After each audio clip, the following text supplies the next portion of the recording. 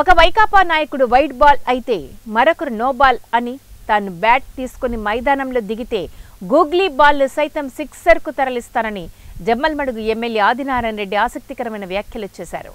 Vaikapa MLC Ramasubba Reddy మాజీ MLA Sudheer రెడ్డిలను ఉద్దేశించి మాట్లాడడం విశేషం. ఆదివారం వైఎస్ఆర్ జిల్లా జమ్మలమడుగులోని రిపబ్లిక్ క్లబ్లో ఉచిత వైద్య శిబిరాన్ని ప్రారంభించారు. నియోజకవర్గంలో యువత ప్రజల కోసం జాబ్ మేళాతో పాటు ఉచిత వైద్య శిబిరాలు ప్రతి నెలా నిర్వహిస్తున్నట్లు తెలిపారు. ఇక నుంచి నియోజకవర్గం అభివృద్ధిలో పరుగులు పెడుతుందని తెలిపారు. కడప పేరు మార్పు గురించి మాట్లాడుతూ వైకాపా ప్రభుత్వంలో భారతీయ రాజ్యాంగం నడిచిందని, జగన్ ఇష్టానుసారంగా వ్యవహరించారని విమర్శించారు. వైఎస్ఆర్ కడపగా పేరు మార్చాలన్న అంశాన్ని సీఎం దృష్టికి తీసుకువెళ్తారని తెలిపారు. ఉదాహరణ ఇది 3వ మెడికల్ క్యాంపు. రేపు జాబ్ మేళ కూడా పెడతాం. మన గండికోట ఉత్సవాలు నడిపినాం.